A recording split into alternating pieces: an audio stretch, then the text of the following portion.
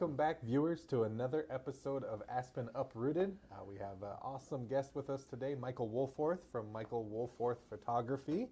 We are changing our venue a little bit, and that's because Michael, one of our members, does photography, obviously, but he actually did this beautiful conference wall for us in our West Main branch. So we wanted to show off his work and talk to him a little bit about his background and his photography business. Michael, thank you so much for being on the show. Thanks for asking me.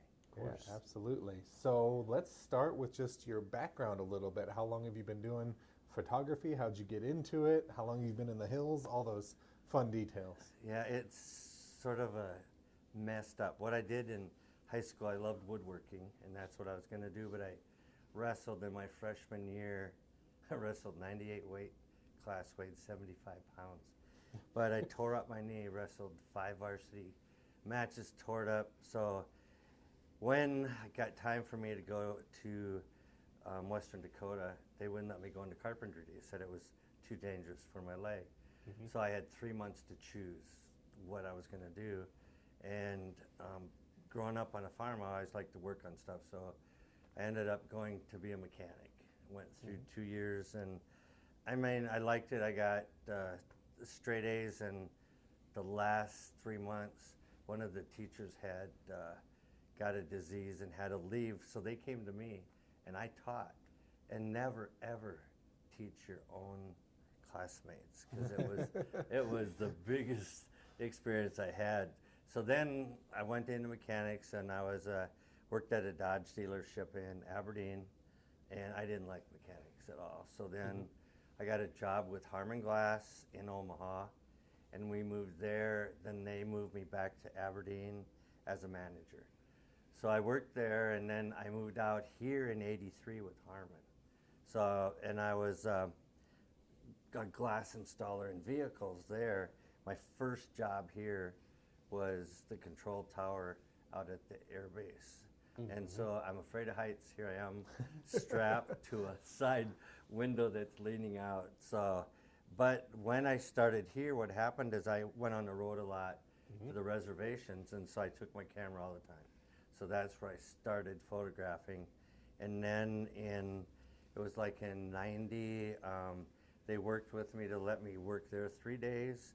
And then I did photography 4 days, Friday, Saturday, Sunday, Monday. And then it got to after 2 years, I was so busy, and I loved photography. So then in '91, I started Mike Wolforth Photography, and so I've been doing it since '91. And I grew up on a farm, and it was right at Sand Lake Refuge, so I started hunting, shooting geese, ducks, and I got tired of shooting them. So my senior year in high school, I decided to pick up a camera. And so we rented out our land to the Minnesota Twins, Minnesota Vikings, and they would come out, and that's all we would do is shoot ducks, geese, pheasants. And so I put down the gun and picked up a camera, and ever since then, that's what I've been doing. So you're still shooting them, but they like the outcome a little better now. Yes. They get to walk away. Yes, and my biggest problem right now is everything is shooting. That's what we say. And the other day, I shouldn't even tell this story, but I went to the rodeo. I've been shooting it for Sutton's for 32 years. So I'm getting out of my car, and I have my big lens and everything, and it was Extreme Bronx night. And so I'm standing there, and this car pulls up next to me, and the man and wife and a little girl and boy got out, and they're all dressed in their cowboy. This little girl was really cute, cowboy boots, and she looks at me and she says, "What is that?" And I said, "Well, this is just a big, big lens and a camera." She says, "Well, what do you do with that?" And I says, "Well, my job is to shoot the horses." She started crying and went to her mom and grabbed her mom's leg. And so she was probably 5 or 6 years old. And so I go, okay, honey, I'm sorry. When I say shooting, I mean take pictures. This poor girl thought I was going to go in the whole rodeo for I thought I was going to go in there and shoot the Extreme Bronx. As soon as they're done riding them, we take them out back, I shoot them. Yeah, so that's one thing I get in trouble for a lot is saying I'm going to shoot somebody. So, yeah. Well, so we've talked to photographers before, and photography is an interesting business because you can make a living doing it in several different ways. Most people, you think of photography, you think of like graduation photos or wedding photos, things like that. But you've taken your career a little bit of a different path, right? You don't do those types of events. No, when I first started in '91 in the phone book, there was only 5 of us, and we shot film. There was like Matuska, Jones, Noonan, me, and Julie from. But now, once it went digital, everybody. And so I think now if you go in the phone book, there's over 140 photographers. Sure. But I don't shoot people. But yeah, that's good. And I do for friends I know. I still do weddings, seniors, and families. But I branched off into, since Photoshop came out in '90, I actually was beta for Adobe tester, worked, and so I teach Photoshop in a 5-state area, and I have more fun with Photoshop than I do shooting. But then I branched off with all the ad agencies, and then I started shooting food, and mostly commercial. So I do buildings, and then for all metal manufacturing, I've been all over. When they do a big job, like a stadium or something, they have me go out and photograph all the metal in the bleachers and stuff like that. Colonial House is probably one of my biggest clients. When COVID hit, all 24 their booths, they had to put dividers that are 12 inches tall and 4 feet. Those are all my photos. The middle dining room, all of those are chrome photos of Sylvan Lake. In the back room are all my photos of wildlife. And so that was the biggest one. And then Dakota Meat just opened down in Main Street Square, and their walls were blank. So I went in and I was eating this really good. So I told Les, I said, if you want, I'll fill your walls. And she says, go ahead. So everything down there now is all mine. And then I do have, I love wildlife the most, but it's hard to make money doing that. Sure. So all the other stuff fills in for that, and I could write a book about how many times I've almost killed it, and you wouldn't believe it. It would be like one happened a month ago with a senior. I was out on Canyon Lake, and there were walls, and I'm shooting him against that 8-foot brick. Well, it was like a stone wall, and the inner one gave way. I went down. I ended up 4 hours in urgent care with the 11 injuries. And I wouldn't be here talking to you right now, but when the wall went, I went over 4 walls backwards, and the last one, I would have went down 12 feet head first onto concrete. I threw my camera, the mom caught it, but the senior I was shooting took off running at an angle and caught me before I went over the last wall. Oh man, wow. Otherwise, and I told him, I go, you know, I really shouldn't charge you for your senior pictures, but your grandma already paid for them, so I'm sorry. Yeah. But I told him, Carrier's bill's gonna be expensive. Yeah. But I told him I owe him huge, because I would have been probably permanently paralyzed or not even have made it.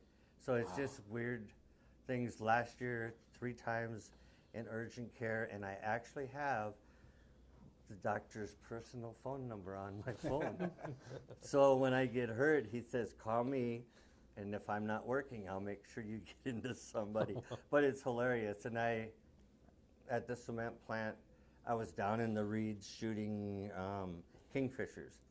Well, there was a tree buried underneath the rushes. I didn't see it. Okay. Went through my shoelaces, caught it. I went over, went through the olive tree, and hit my head on a pile of rocks. It knocked me out. I'm by myself. I wake up, I'm covered in blood, and I couldn't figure out. When I fell and went through the Russian olive tree, I had one of the thorns through my earlobe, and so that's what all the blood was. Oh, no. But I'm just laying there, and I thought, well, should I go to the emergency room? And I go, no, my wife's going to be really mad at me. So I went over, I went over to Canyon Lake and the Scoopy Cow ice cream was there. Yep. And at first I didn't know I had blood all over, so I went up to order an ice cream, and they said, "You are covered in blood," and this whole side of me was bloody, and I said, "Well, I need an ice cream cone anyway." If you had said you shoot people, then they probably would have believed you. Then they would have, yeah. It's funny to But hear. it's just stupid things like that that happens, you know. It's funny to hear these stories from you because you always come in and show us your amazing photographs. And I'm always like, I've lived here most of my life and I never see the animals like how you're able to photograph them. But now we're finding out why. You're down in the weeds and hurting yourself to get these shots. Let's share a few more shots with our viewers. This one's, we can start with that one, this one, that one. Sorry, go. You do that one. No, you got it. He's got couple of bald eagles here. 3 heart pictures. Yeah, I got, since I love photography, a lot of the times I look for stuff that form hearts.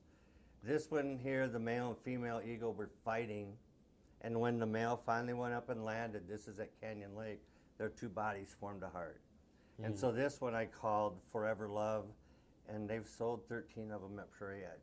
This is one of my biggest sellers, this one. Yeah, that's beautiful. A little bit closer. How's that? We want to make sure our viewers can see it very well. Here, our camera person. I was going to do 2 foot by 3 foot prints, but then I thought it would be too much. Grab those ones. There we go. How's that? Okay. And then, that one here? there's those. Yeah. So this one here was just shot last week. That's 2 baby great horned owls. And so they formed a heart, plus the tree behind them formed a heart. And people thought I AI'd it, and I said, nope. But I said I was laying on the ground with that big 1600 millimeter lens moving around till I got the heart. yeah. And That one's then, good. Okay. One more set of hearts. yep, yes, our Saturday, this Canada goose had babies, 6 of them, and sorry to say, but the snapping turtles, by Sunday got them all but 2. And so those 2 formed a heart. And so I called this one Sibling Love. Oh, those are awesome, Michael. All right, yeah. And then is there any others here that you want us to show? Let's see. This one's pretty cool. Yeah, there you go. Yeah, this one here, I've been going to Cleghorn out to the, it's where the fish hatchery is. There are 17 rams. In the whole herd, there's about 24. But I've been with them 6 years. This one I called Jerry. He's tried getting into my Jeep before. I have 4 of them that will let me pet them and brush the snow off their heads. And I photograph all kinds of wildlife. Once I've been around these, when they see my Jeep, they come running down off the hill. And they are so friendly. Like, I've been charged by mountain goats before, and antelope even, you know, and elk and stuff. These, I don't recommend it to people just because they know me, but these are the friendliest wildlife that I've ever been around. And it's just crazy how I have a female, when I'm fooling around, I named him Jerry. She'll come up and grab the back of my coat and pull on me because I'm paying attention to him instead of her. But you can see here part of his ear's gone. Yep. And he's about 9 years old. And on this one, since it's printed on chrome, it's sort of hard to tell, but they go by years in here so they can tell how old they are. And then this tip is broke off farther than this one. And they do that when they get older. If the horns get in front of their eyes, they break them off so they can see. So you can tell he is right-eye dominant because this one's broken off lower than this one. Interesting. Yeah, and I thought they always got broke fighting, but Yeah, they that's what do I it on thought. purpose. Very cool. So they can just for their vision. We know, I was going to say, we know we live in a beautiful area. Most of us appreciate the Black Hills, but seeing your photography takes it to a whole nother level of how amazing the Black Hills are and how many hidden treasures there are out there if people get out and explore. Yeah, people have no idea. I used to go to Yellowstone a lot, and besides, we have just as much. Yellowstone, people like better just because of the geysers and all that, but as far as wildlife goes, the hills has just as much. It is crazy what we have here. And even just at Canyon Lake, people don't realize they'll walk, but there are 24 blue heron nests on the south side, and last year I think there was over 28 babies born, and they Wow. look prehistoric. But most of the time, blue herons will nest in like old cottonwoods and stuff that are open, so you can see their nest. At Canyon Lake, they're into all of those pine trees in the back, and you would not believe last year I shot, I think 6 weeks, and it was a glossy ibis. The only place they're seeing is out in Florida, and somehow he ended up here. And they only eat on the shoreline. They don't swim, and so he would start out in the morning in the little bay, and by the end of the day, he was on the other side of the lake. But all he would do is eat minnows, and he would flip them in the air like popcorn and eat them. But he was like a vibrant green metallic, and he was here for 6 weeks. It snowed. He was gone. He said, "There ain't no way I'm Too putting cold. up with this." Back to Florida. Yeah, but we Nice. have so many kinds of ducks and stuff that come in that it's just crazy. And then we have the osprey that come back. So we have 3 nests in town, one at the LaCroix Golf Course, one at Canyon Lake, and one at the cement plant. Wow. So in the summer, I photograph the osprey fishing, and then they leave in October, and the bald eagles come in, Yep. and they're here until April when the ospreys come back. And the ospreys will take on any eagle. The ospreys will fight anything. They are feisty, Yeah. but they only eat fish, fresh fish. They won't eat a fish that's dead in the water, and all they do is they go in and catch them, and then if you wait a half hour after they're caught, they'll go out and cleanse their talons of moisture. Talons, and it is gorgeous because it looks like a ski boat. They're going, and the wake is coming off the back of them, but they're just washing the dead fish off their talons. I think you have a picture of that in this little book. Oh, I do that. I do. And it's called, it's just, There he's fishing. but there's, Oop, oop. Oh, the yellowbird. That was pretty. there he is. Fishing again. I think it's towards the front. Is it? Oh, Yep, first page. First one.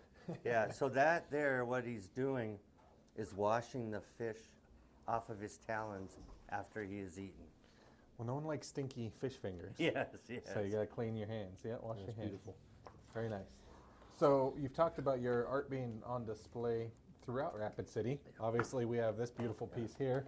You have it at Colonial House, which I think most people frequent, and down at Dakota Meat Yeah, Dakota Meat. now. yeah, Are those for sale on the wall there? Yes, they Okay. are. And I have one great blue heron that's at the Alex Mercantile Okay. over there. And then Prairie Edge has Yeah, several Prairie of Edge your pieces has on like 6 display. of them. Yeah. So if you're looking to look at his art, purchase his art, those are the places you can do it. He also has a couple books he's done.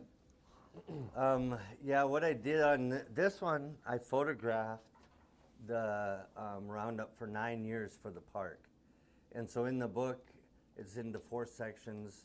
It starts out winter, spring, summer, fall, and it ends up in the actual, the fall is the roundup. And they were really nice to me. The guy who was the head of the park, Craig Pugsley, he even wrote the foreword for me. And so, but that was a learning experience. I don't know if I'll ever, I did the whole book, and a friend of mine wrote the book, and then it cost me $45,000 to have it produced, and it's like, it was more than I bargained for, but I had 6,000 of them printed. I only have like 300 left. Wow. So, but I gave them the Olive Crazy Horse because they've been really good to me. So I gave the whole school 10 cases of books to hand out to all the children in the school. So. Yeah, and I will say you've always been very generous with your art. I know a few times you've come in here and you just have a cool little picture you took over the weekend, and you're like, here you go, guys. And, you know, so I know I have a couple of pieces at my house. I got several in my office. Yeah. Yeah. But I do my own printing, and so that's what's nice is Yeah. since I don't have to send it off and get it, I just do it at work. So I love giving Yeah. giving pictures away. And let's You talk got about this book a little Yeah. bit. This was unique. Okay, that there is probably my biggest award I've ever gotten. What they did was every state in the United States, they hired photographers to go out. I think we had 8 of them from South Dakota. And for 1 week, 24 hours a day, we had to photograph. And so then what they did is it all went in to the main publisher, and they picked out a picture for every state. And if you look on the cover, one of the main reasons Crazy Horse loved me is this is the first time ever South Dakota, something besides Mount Rushmore, is on the book. And Crazy Horse loved that. And so they picked me. And so all the stuff I shot, I had 68 images I turned in. So every one of those are in the book. Wow. And then I got cameras and printers and Photoshop. I mean, I've never won anything. And I won more stuff by getting that book. And so it's that one there I'm very proud of. And I mean, I never think I'm good enough. That's my problem. And those are the photographers right there. And if you want to see Mike from 22 years ago, there's a nice close-up of him there. Yeah. Featured on. I'm twice the man now than I was back then. You're not wrestling in that 98-pound weight class anymore? Oh. No. But yeah, That's so amazing. that was a lot of fun because they actually, the first squadron that came back from Afghanistan, I got to go on the base, photograph the planes landing underneath the water and them seeing their families for the first time. Oh, wow. And the only problem with it, one guy didn't care, but most of them that are in there, they just didn't want their names because, you know, they were the main pilot of the bombers and stuff. So I got the little kids hugging them. They hadn't seen their dads, you know, for years. And then I got pictures, and then I got to go in the simulators. We took little kids that, oh yeah, look at there. I know the owner of the Elks Theater, so I got to go up on the top of the Elks Theater and Change the sign? change the marquee. Yeah. But everybody has been awesome. so good to me. I've just been so lucky. So. Well, you have, you know, just talking with you about your wildlife stuff especially, but you talk as if you like went to school for like biology or something, just the knowledge you have, but is it safe to say that's just from you observing and... You know what, it's one of the biggest advantages I had is growing up on a farm. Oh, sure. On the Sand Lake Refuge, because we had, I mean, everything was fun. The problem is we lived in Columbia on the refuge, went to school in Groton. We got on the bus at 5:30 in the morning. We were the first ones on, got off at 6 at night, the last one's off. And so that bus ride, you know, for that long, it's 30 miles to Groton. Sure. But we were up at 4 doing chores, and so most of the time we slept on the bus ride to Groton. Sure. But I think that's what, to me, what I want to do the most is I want to teach people about wildlife and what it means to our living. You know, and so that's why, and you know, I'm not against hunters or anything, but for me, it's harder to photograph something than it is to hunt something. Sure. Because you have to know their habitats, and you have to get closer. You know, like elk, you can shoot 100 yards away out of 200, and with the camera, you got to get nice and close. And be willing to break your neck. Or Yeah, nearly break it. Oh, you know, the funny one that I didn't tell you about is I went to photograph sandhill cranes, and it was on the Platte River, and a friend I knew had a farmer down there that he would come in when the Platte River was low with a bulldozer, and he'd make a mound from the sand, and he put a 5,500-gallon fuel barrel on its side, put a floor in it, and had doors in the top. So he rented that out for duck hunters. Okay. But for the cranes, he called us. We were the first ones to get there. Well, you have to be, we were right next to the sanctuary, Barbara Rowe Sanctuary, I mean 200 yards out. So all the cranes come in there. We had to be in there before sunset. We couldn't get out until they all left by noon the next day. So we get a duck boat, put all our equipment in there, and a friend of mine here in town, Dan Smith, and I were going out there. Well, the current was so strong, what happened is it washed out the sand underneath. I get probably 25 yards from the blind and hit quicksand. So I go down, fills my waders, and all full of the fine sand in the water. I couldn't get up. And Dan was lucky enough, he was on the front. He came back and grabbed me by the back of the collar, or else I would have drowned. So we get inside of this thing, and so I had to take all my clothes off. I slept in a sleeping bag with 24 hand warmers, so my clothes could dry. But then we were the first ones in there with the sand. We had candles lined up on these places where the hunters rest their arms to shoot. All of a sudden, thousands of sand spiders start coming off the ceiling. Oh my goodness. I have a picture, candlelight, with all these webs and spiders, man. and I hate spiders. Oh no. But I got up the next morning and it was foggy, and as far as you can see, it looks like mountains, but it's all cranes. And Yeah. it's a one, and it was in the one of the most beautiful shots. But I should have drowned. So if I wouldn't have been with somebody, I would have drowned there. But It's like all the these little Indiana Jones of photography. Yeah. yeah, I know. Yeah. Yeah, but when your whole wader fills with fine sand, and it looked like I went to Hawaii and laid on the beach. All that fine sand was everywhere. Well, you really help us to appreciate everything that we go to the stock show or other places and see these awesome nature photographs, and you help us to appreciate everything that goes into getting that perfect shot. Thank so you. we appreciate all you're doing. I love seeing all your photographs. He always comes in with his phone. Oh, I caught this, capture this, capture this. You've probably covered every square inch of the Black Hills, I'd imagine, or close to it. I've tried, so yeah, it's fun. If someone wanted to get an image and they had a specific location, like that person that had where their engagement was, Yeah. could they reach out to you and ask you if you had something Oh, yeah. in that area photographed? Yes, and Very when cool. I first started, it was slides we used, because if you used film, anybody processing it, if you took it to 4 places, the colors would turn out different. Sure. So we use slides because they're called positives. Well, I have probably 60 to 70,000 in my studio in a file cabinet, and over 10,000 of them they're just processed in sleeves. I haven't even looked at them. Wow. And so the other day I pulled some out from the first fireworks at Mount Rushmore that I did. Yep. And the helicopter is delivering. I went up with the Forest Service to deliver the fireworks to the top of the mountain, and behind, in the alley, right behind Lincoln's Head, there's rebar sticking out. Well, the helicopter and the net with all the fireworks got caught in that, and it was windy. Oh, no. So they had to drop the net. So we all went up on top of George's Head, took a nap, we ate up there, and waited for the wind to go down for the helicopter to come back again.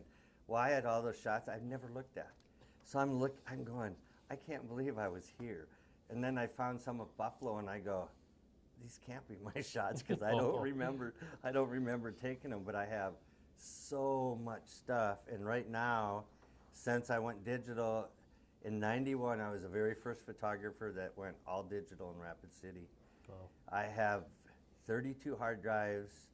Most are 4 and 6 gigabytes. I have every image that I took since I started.